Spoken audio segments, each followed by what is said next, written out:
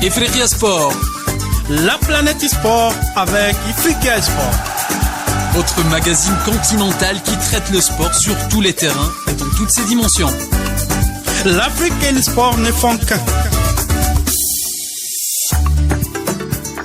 Salutations mes sœurs et frères africains, Salama Nagadef Ndjaraman Ayo Mboto à tous les Africains qui nous écoutent à travers le monde, mais aussi de notre cher continent, derrière leur poste radio, dans leur voiture, devant leur ordinateur, en streaming, dans tous les endroits dans notre cher continent. On est là pour vous servir de l'actualité sportive à Ifriqiya FM. La voix de l'Afrique faite par des Africains pour des Africains.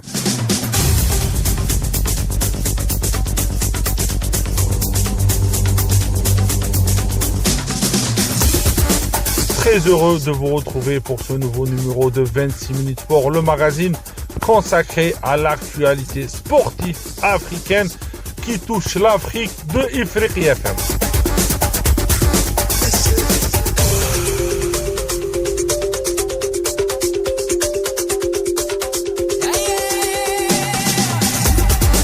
Merci de partager avec nous cette demi-heure autour du football, le ballon rond africain.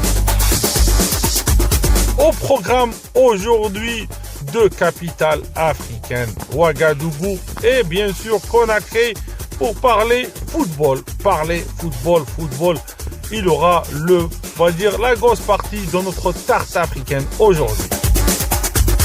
On part en Guinée, on parlera du Sili olympique, le Sili, les U23, les petits Guinéens, les protégés de Kaba Diawara. Ils s'apprêtent à jouer le match barrage qualificatif pour les Jeux olympiques Paris 2024.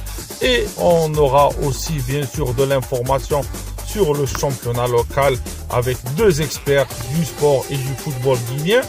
On terminera bien sûr avec le Burkina Faso, une analyse complète du championnat burkinabé qui a été dominé l'année passée par l'AS Douanes. Cette année, on aura d'autres informations sur ce championnat pétri de talent, championnat, on va dire une pépinière de talent. On trouve beaucoup de pépites africaines dans ce championnat-là.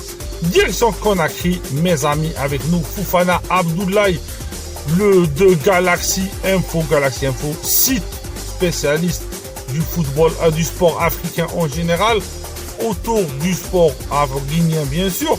Bonjour Abdoulaye, quelles sont les nouvelles du Sidi Espoir et des poulains de Kaba Diawara?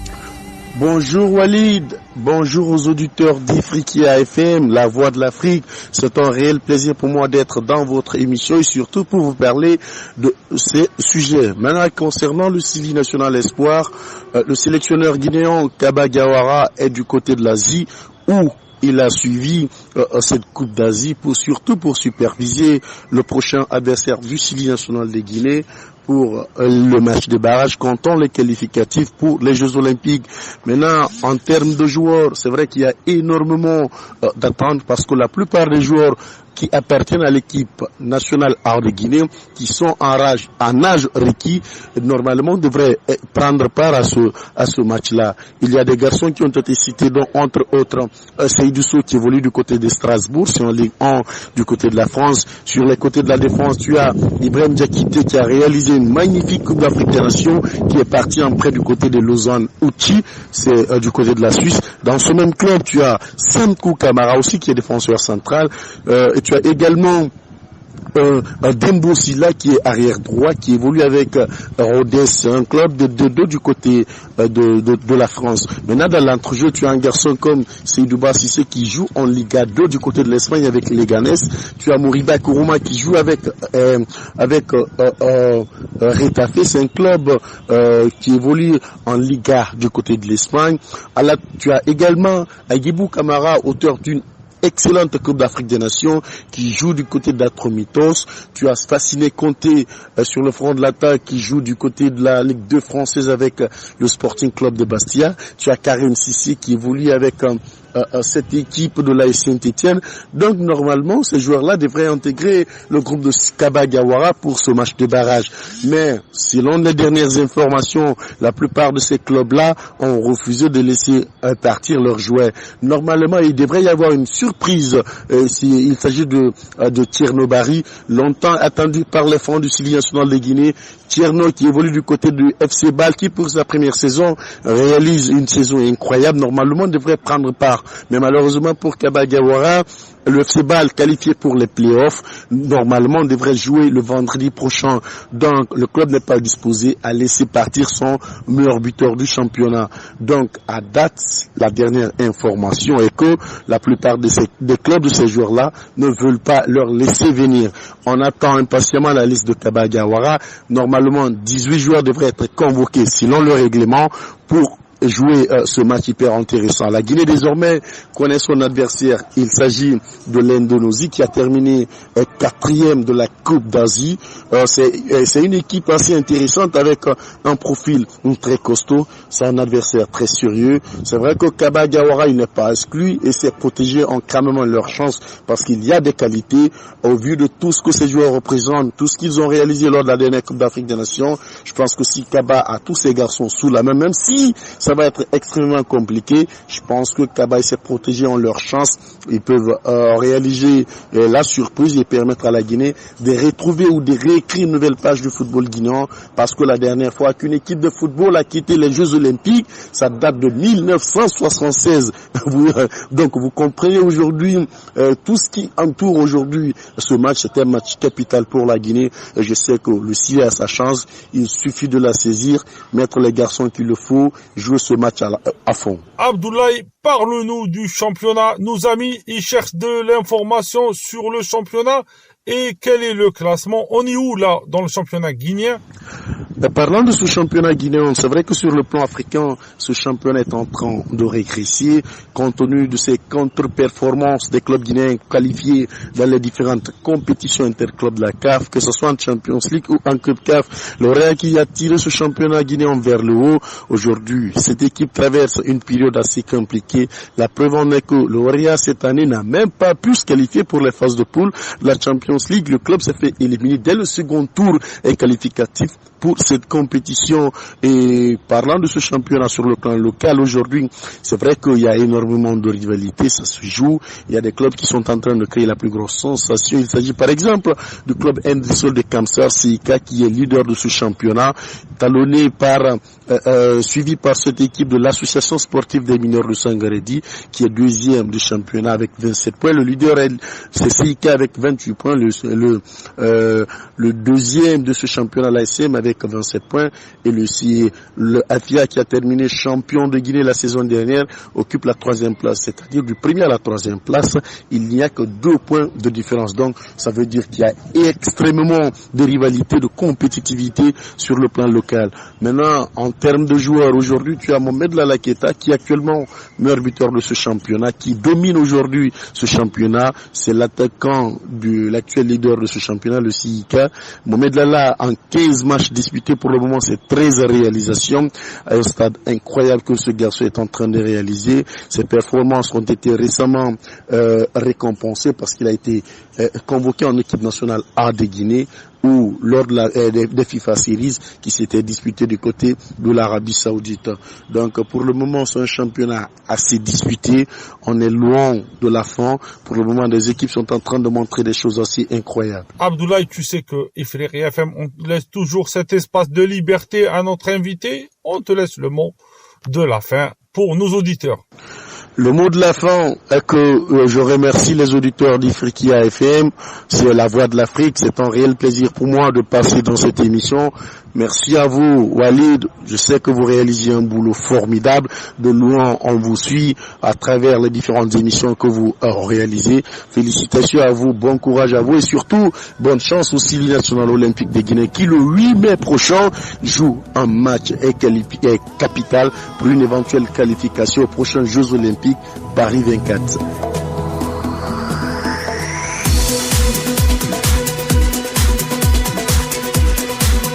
Merci Abdoulaye, on va dire Abdoulaye Foufana, un ami à Ifriqi FM, un journaliste guinéen qui nous donne de l'information. On continue sur le sport et le football guinéen. Continuons avec le pays des Nalo et des Bagas, le pays très cher à nous, la Guinée, avec ses fleuves, avec ses brousses, avec ses beaux paysages.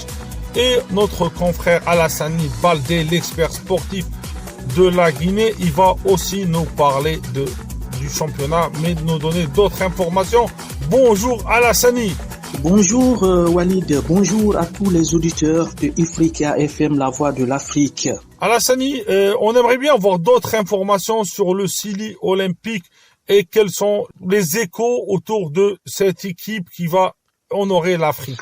Bon, en ce qui concerne justement le Sili olympique, les préparatifs vont bon train en ce moment et comme vous le savez, après une très longue attente, la Guinée connaît désormais son adversaire pour ces barrages des Jeux olympiques qui se jouera donc à partir du 9 mai prochain du côté de Paris. Et ça sera contre l'Indonésie qui a terminé 4e de la Coupe d'Asie Espoir qui s'est disputée il y a quelques jours maintenant, et donc à partir de ce moment il y a d'ores et déjà de l'engouement autour de l'équipe, même si Kaba Diawara pour l'instant n'a pas publié une liste pour les joueurs qui vont prendre part à cette compétition, mais tout porte à croire quand même qu'il va y avoir des joueurs qui ont disputé la Coupe d'Afrique des Nations qui vont être du voyage donc de Paris. Il va y avoir, pour être plus précis, 9 joueurs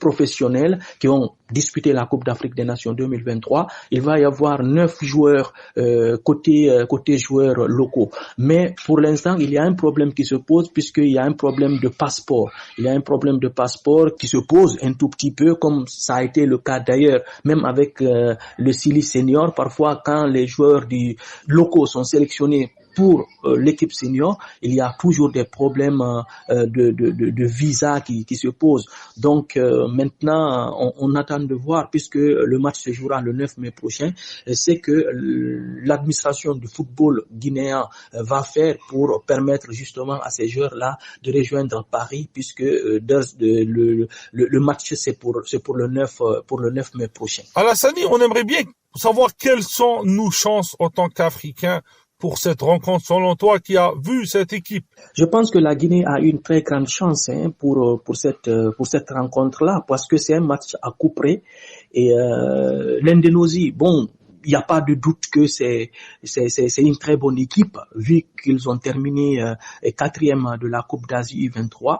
Mais la Guinée quand même a des armes pour pouvoir remporter cette victoire-là, vu que ça c'est déjà historique. Depuis 1968, la Guinée ne s'est pas qualifiée pour une compétition d'envergure comme les Jeux Olympiques. Donc en 68, c'était une invitation, c'était pas une qualification sur le terrain. Donc ça sera la première fois que la Guinée dispute un match de barrage concernant une qualification pour les Jeux Olympiques. Donc il y a de l'espoir et il y a de l'engouement autour de l'équipe. Comme vous le savez, Morlaye Cissé, qui avait ramener cette équipe en demi-finale de la Coupe d'Afrique des Nations U23, a été débarqué donc par le nouveau bureau exécutif de la Fédération guinéenne de football pour donner donc cette équipe donc à Kaba Diawara, qui est le sélectionneur des seniors.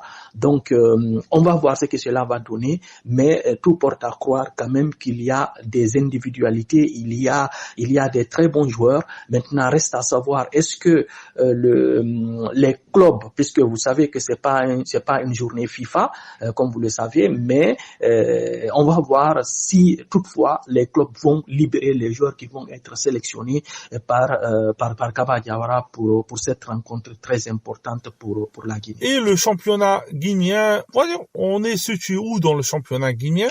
Oui, le championnat guinéen, ça se poursuit. Nous avons joué donc ce week-end, le week-end en milieu de semaine, je vais dire, en milieu de semaine, les matchs de la 15e journée et des matchs qui ont tenu toutes ces promesses justement. On va prendre tout simplement les clubs les plus épais du championnat guinéen. C'est le Afia de Conakry donc qui est champion en titre effectivement, qui a gagné après 2 matchs sans victoire contre le FC Sécan sur le score de 4 buts à 1. Et puis le CIK a perdu du côté de Kankan sur le score de 3 buts à 0. Le CIK, le club industriel de Kamsar, c'est le leader donc du championnat. Malgré sa lourde défaite, l'équipe est partie donc s'incliner sur le score de 3 buts à 0 dans la savane guinéenne. Il y a également le Oroya de Conakry qui a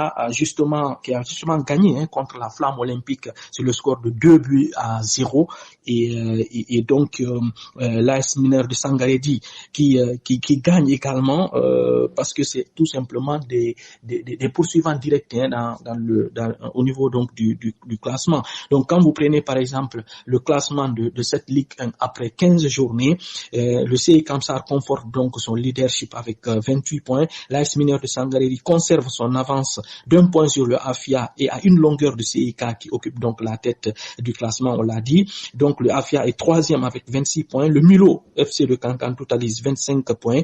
L'ASK ou l'association sportive de Kaloum dispose donc de 20 points et occupe donc la 5e place. Le Oroya de Conakry, autrefois qui a dominé donc le championnat pendant plus de 10 ans, donc occupe la 6e place avec 19 points. Et puis et au niveau de la zone de relégation, c'est le Louba qui reste bloqué donc qui reste bloqué à la 13e place avec 17 points, et suivi donc du FC Séquence qui ferme la marche avec 13 points justement. Donc il faut noter qu'il y a 14 clubs qui disputent la première division et donc ça se passe très bien. La 16e journée, je vais dire, a été déjà programmée et en début de semaine, il va y avoir donc les premiers matchs de la 16e journée. À ton avis, est-ce qu'on connaît déjà le champion? Pour le moment, on ne peut pas déterminer le champion puisque nous jouons 15 journées depuis le début de la saison. Donc, mais pour l'instant, donc c'est le CI Kamsar, le club industriel de Kamsar, qui est leader de ce championnat national de Ligue 1 de Guinée. Donc là, ils se sont vraiment renforcés pour ce mercato qui a fermé donc ses portes depuis le 18 avril dernier. Donc ils ont réussi donc à enrôler plusieurs joueurs qui viennent donc de la première division. Donc c'est pratiquement aujourd'hui l'équipe en forme de ce championnat malgré sa défaite 3 buts à 0 contre le Milo. Mais aussi il y a l'AS Mineur de Sangaredi sur lequel donc il faut compter effectivement, et son entraîneur c'est Souleymane Kamara Abidi qui est le sélectionneur de l'équipe locale de Guinée. Donc c'est une équipe qu'il faut prendre vraiment au sérieux, même si il ne faut pas aussi enterrer le Afia de Conakry qui est 3e avec 26 points, qui est le champion en titre. Donc il ne faut vraiment pas encore pour l'instant dire que le Afia ne pourra pas être champion, mais tout porte à croire quand même que le classement est très très serré parce qu'il y a 1 point et 2 points ou 3 points de différence entre les poursuivants directs pour le sacre final. J'aimerais bien savoir aussi quel est le joueur le plus en vue de ce championnat. Concernant bien entendu le joueur le plus en vue, pratiquement on n'a pas un joueur, tous les joueurs se valent en ce moment lors de cette 15e journée. Il y a un seul joueur qui caracole donc en tête du classement, c'est Lala Keita. Il est joueur du CI Kamsar, il a marqué donc 13 buts. À part lui, pratiquement, il y a Yagouba Nyanya Bari aussi du Oroya de Conakry, qui est un joueur très intéressant, très important, il est international guinéen qui se fait valoir de toutes les façons dans le championnat guinéen. Il y a d'autres joueurs qui sont bien en vue dans cette compétition, mais ils sont pas si nombreux. Ils sont pas si nombreux. J'ai pas sous mes yeux ici les statistiques de ces joueurs-là, mais peut-être pour la prochaine fois, je vous donnerai toutes les statistiques possibles concernant justement les joueurs qui sont les plus en vue donc de la compétition. Mais quand même, c'est un championnat très serré. Les joueurs font de leur mieux pour vraiment donner de la valeur à ce championnat guinéen. Comme vous le savez, on a dégringolé au niveau de la Confédération africaine de football.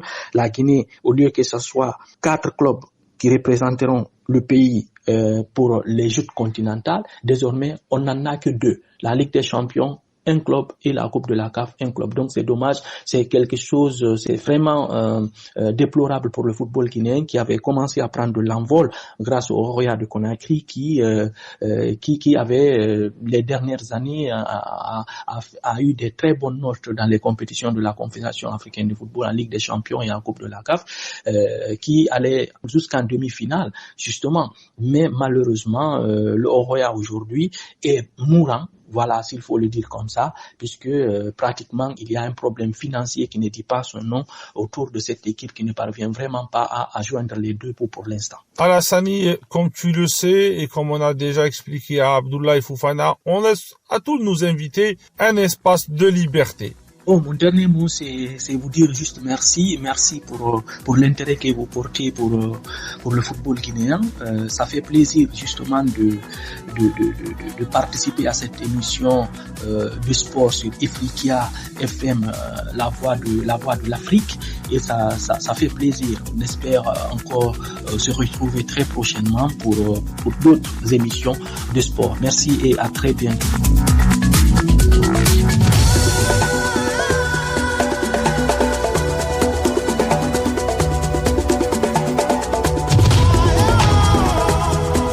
Merci Alassani de ta gentillesse, merci Alassani Baldé de ta réactivité, et on te dit à une autre émission pour reparler de ce football et du sport guinéen. Terminons chez les étalons burkinabés, terminons au Burkina Faso. Jacques Balima, notre ami qui est expert du sport burkinabé, on va l'avoir avec nous. Bonjour Jacques, quels sont les résultats du championnat? Comment était la mise à jour? Quels sont les joueurs les plus en vue? Et aussi j'aimerais bien, et moi et nos auditeurs, avoir des infos des étalons du Burkina Faso. Oui, bonjour Walid, et bonjour aux auditeurs. Il faut dire que le championnat burkinabé joue ce week-end sa 23e journée. Et évidemment, la première partie qui s'est disputée, les clubs ont connu des fortunes diverses, et on peut noter entre autres la victoire de l'AS Douanes sur l'ASFA Yenenga par 1-0, le nul entre Raïmo FC, le club de l'Ouest, et puis l'Étoile filante de Ouagadougou, le club de la capitale. Les deux équipes, faut le dire, se sont séparées sur le score de 2 buts partout. Et il y a aussi le nul qui a sanctionné l'opposition, l'AS Sonavel et RCB qui signifie Racing Club de Bobo Dioulasso.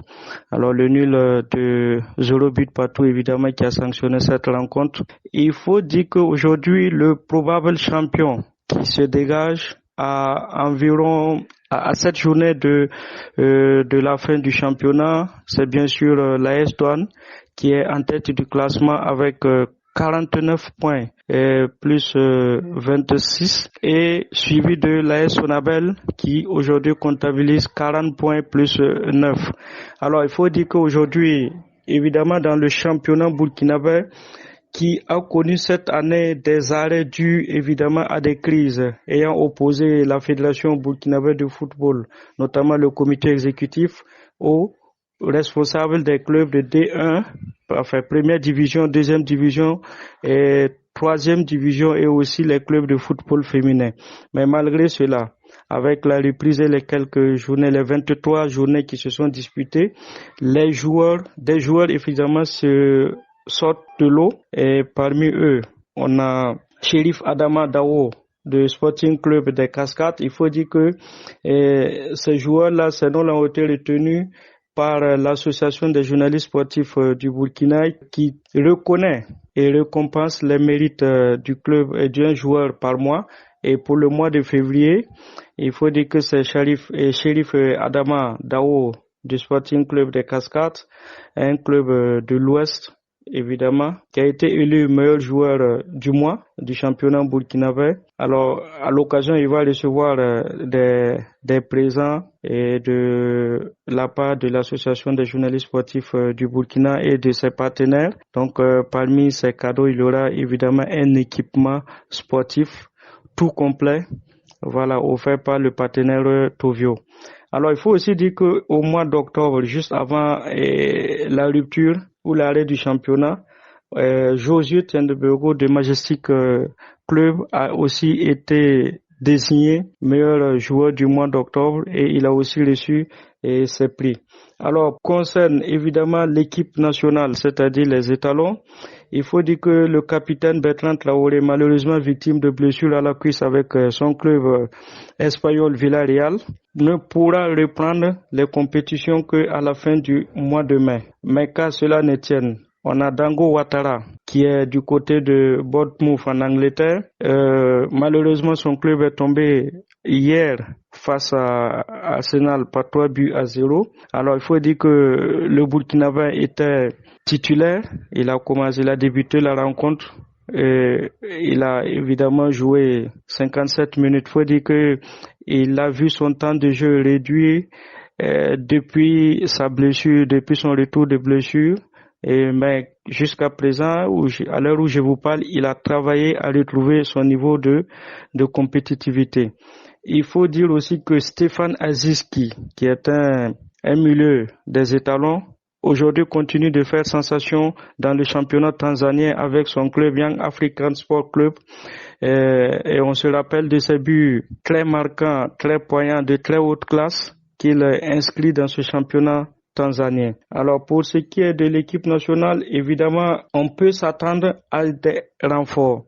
On peut s'attendre à du renfort parce que on a vu le mois passé, l'équipe a disputé 2 matchs amicaux du côté de Maroc. L'entraîneur Brahma Traoré a eu l'occasion de tester de nouveaux joueurs et je pense que certains ont positivement répondu aux tests, aux attentes de l'entraîneur. Et puis d'autres, évidemment, des nouveaux qui n'ont malheureusement pas pu répondre. Mais parmi ceux qui ont répondu positivement, on peut dire qu'ils ont aujourd'hui leur chance de rejoindre l'équipe nationale. Mais comme en la matière, c'est toujours l'entraîneur qui a le dernier mot. C'est lui qui choisit les joueurs avec lesquels il veut aller pour les différentes batailles. On attendra de voir ce qu'il va retenir pour les prochains matchs des étalons. Alors, il faut dire que de façon ramassée, ce sont là l'actualité du sport du côté du Burkina, le football notamment, mais il faut aussi dire que voilà, il y a aussi d'autres disciplines aujourd'hui qui jouissent d'une certaine renommée internationale et qui jouissent aussi d'un certain engouement au sein de la population burkinabé. Je pense notamment au cyclisme, je pense notamment à la lutte traditionnelle qui traîne du monde lors des différentes compétitions. Donc, merci beaucoup de vous intéresser au sport, aux nouvelles, à l'information sportive du Burkina Faso. Un football, bien sûr, qui est en train de se perfectionner au fil des ans, qui est en train de fabriquer des champions et qui certainement, dans les années à venir, sera parmi le football ou les championnats à véritablement suivre, auxquels il faut s'intéresser.